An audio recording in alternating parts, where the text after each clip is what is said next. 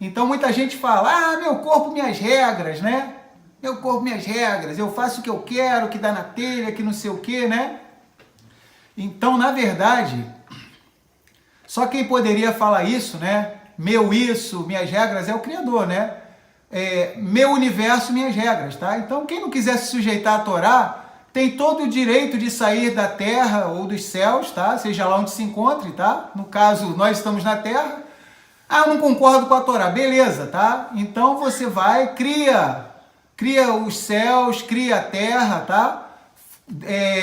Gera a partir do nada a vida, tá? E você determina que ali não vai existir Torá, tá? Mas o Criador pode falar, né? Meu universo, minhas regras, ou seja, então esse mundo pertence a ele, nem o corpo que nós temos não é nosso, é emprestado, tá? Nós não temos nem o poder para fazer um fio de cabelo ficar preto nem branco, a gente não tem nem o poder de impedir a queda deles, né? E depois que passa dos 25 anos de idade, então, né, eles resolvem cair, né? Cabelos de dura cerviz, não é isso? Cabelos de dura cerviz. Muita gente reclama que o cabelo fica branco, né?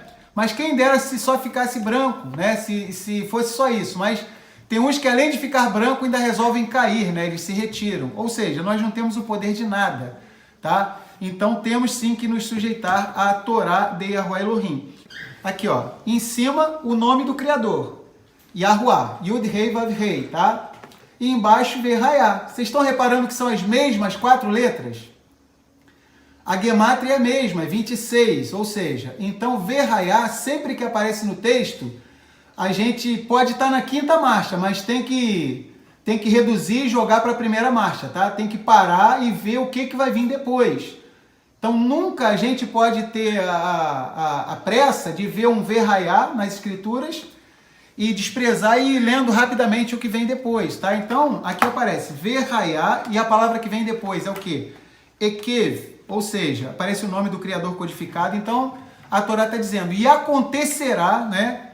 E acontecerá que se, né, ouvindo estes julgamentos, juízos, os guardares e os cumprires, e Yahuwah, o teu Elohim, guardará para ti a aliança e a Hesed, que no Novo Testamento, os malandrinhos, os teólogos traduzem por graça no Novo Testamento, tá? E aqui eles botam outras palavras, né? Misericórdia, piedade, mas é a mesma palavra, tá? Hesed, tá? Hesed, que é o favor imerecido, que já existe desde o Jardim do Éden, que Adão e Eva pecaram e não morreram, continuaram vivos, tá? Ou seja, então não é algo que só surgiu na Aliança Renovada, o favor imerecido sempre existiu. Então vamos lá, vou estar lendo para vocês aqui o resumo da nossa paraxá. Como eu falei no início da paraxá, o nosso maior desafio é o quê? Nossa maior luta é o tempo, é o relógio, ele joga contra nós, né? A nossa vontade era a gente, quem sabe a gente um dia consegue isso, né? A gente estender mais o avodá e o momento de estudo da paraxá. Mas vamos ler o resumo, tá? Para a gente pegar a essência da paraxá Ekev. Ekev começa com Moshe encorajando os filhos de Israel a confiar em Yahuwah Elohim e nas maravilhosas recompensas que ele lhes dará se guardarem a Torá. Moisés assegura-lhes que derrotarão com êxito as nações de Canaã, quando deverão remover todo e qualquer vestígio de idolatria remanescente na terra sagrada. Moshe os lembra sobre o miraculoso maná e as outras maravilhas com que Yahuwah os cumulou pelos 40 anos passados. E Moshe adverte o povo de Israel para estar consciente das armadilhas de sua futura prosperidade e orgulho das façanhas militares, o que pode fazê-los esquecer Yahuwah Elohim. Moshe relembra ainda de suas transgressões no deserto, recontando toda a história do bezerro de ouro e descrevendo a abundante misericórdia, favor imerecido de Yahuwah. Moshe enfatiza que a geração do deserto tinha uma responsabilidade especial de permanecer leal às mitzvot, aos mandamentos, preceitos da Torá, por causa dos muitos milagres que vivenciaram pessoalmente. Após detalhar as numerosas virtudes da terra prometida, Moshe ensina ao povo de Israel o segundo parágrafo do Shema. Então, só a título de curiosidade, tá? O Shema Israel Netzarim original, tá? É o que a gente faz todo Shabat. Mas a título de curiosidade, tá? O Shema Israel dos nossos irmãos da casa de Judá são outros textos, tá? Tem em comum Devarim, Deuteronômio 6, do 4 ao 9, é comum, assim como nós fazemos, mas eles também recitam Números 15, do 37 até o 41, e recitam um trecho que aparece nessa Parashá, tá? Que é Deuteronômio 11, do 13 até o 21, tá? Então, talvez, se vocês conviverem com alguns irmãos que sejam da casa de Judá, talvez eles vão estranhar. Poxa, o Shema de vocês é diferente? Que negócio é esse que vocês leem os 10 mandamentos, a confissão Netzarim também e tal, tá? Só a título de curiosidade, tá? Então, o Shema Israel Netzarim é o Shema original, mas de uns séculos para cá, tá? A casa de Judá passou a fazer um Shema Israel com outros textos, tá? E Deuteronômio 11, do 13 até o 21, compõe esse Shema dos nossos irmãos da casa de Judá, tá bom? Após detalhar as numerosas virtudes da terra prometida, Moshe ensina ao povo o segundo parágrafo do Shema, né, dos nossos irmãos da casa de Judá, que enfatiza a doutrina fundamental de recompensa e punição baseada em nosso cumprimento dos mandamentos. Esta porção da Torá conclui com a promessa de Yahuwá, uma vez mais, de que ele protegerá o povo de Israel se eles cumprirem os mandamentos da Torá, tá? Então, por isso que essa parashá é bem interessante. Ekev, em hebraico, é sinônimo de im, tá?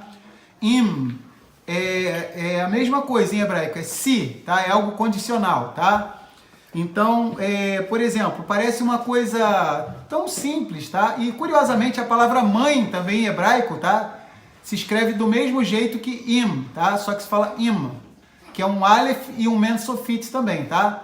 Então, essa palavra si, né, em hebraico, tá? Ela pode ser ekev, tá bom? Ela pode ser a palavra ekev, mas ela pode ser a palavra im também, tá? Si. E aqui na nossa parashá nós temos essa palavra ekev. Então, um texto muito comum que todo mundo usa, principalmente os nossos irmãos da casa de Efraim, é o quê? Ah, se o Criador for por nós, quem será contra nós, né? E usa isso como um jargão, como se já fosse assim, ó, WO, já se deu bem, já ganhou, né? Só que não, tá? Já começa com uma condição, tá? Im Elohim, ou seja, se Elohim é por nós, quem será contra nós? Só que tem esse se.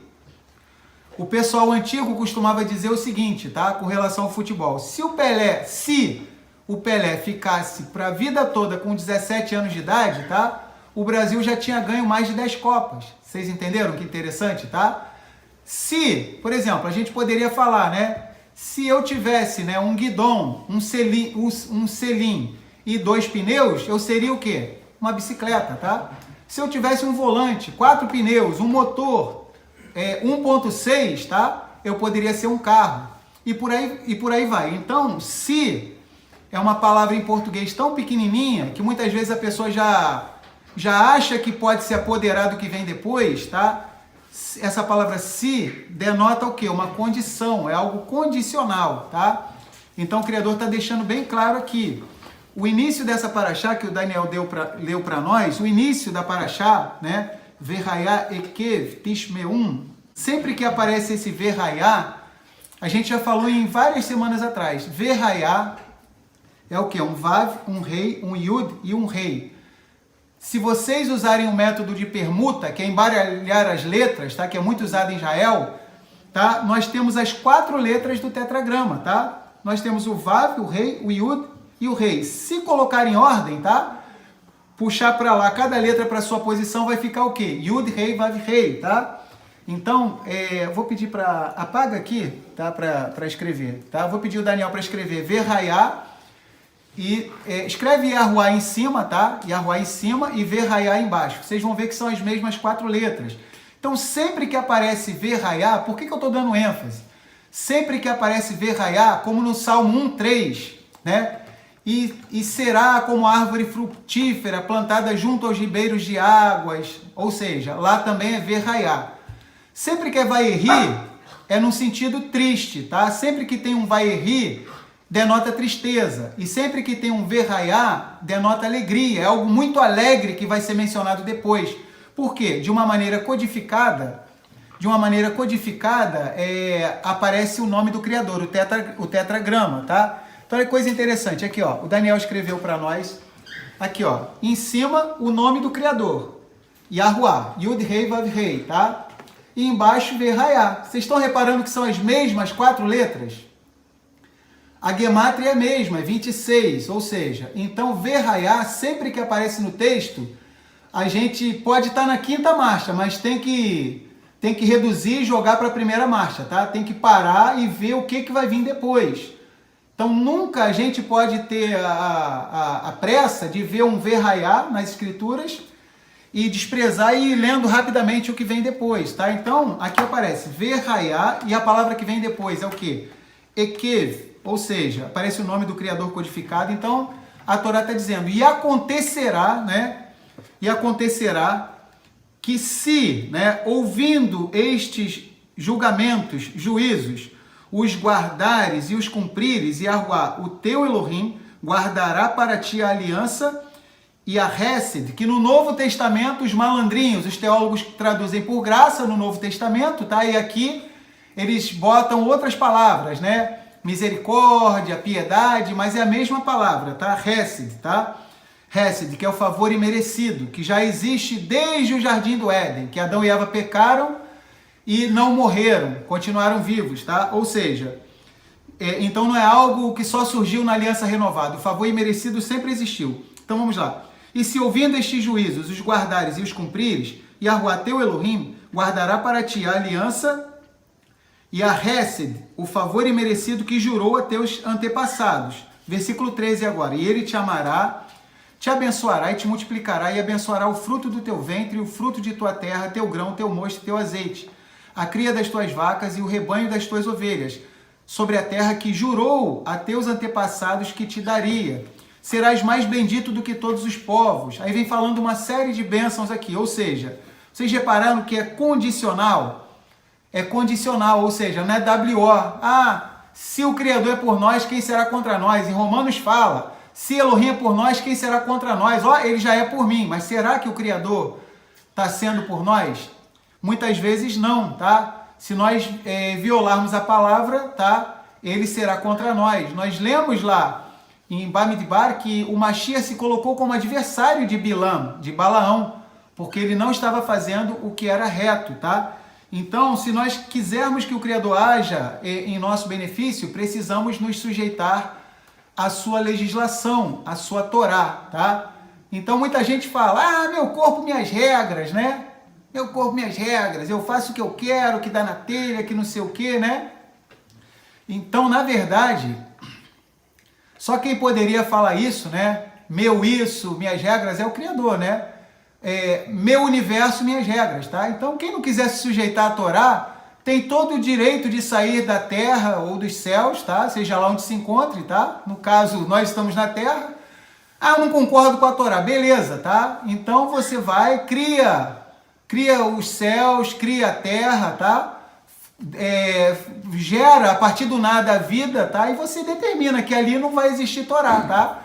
Mas o Criador pode falar, né? Meu universo, minhas regras, ou seja, então esse mundo pertence a ele, nem o corpo que nós temos não é nosso, é emprestado, tá?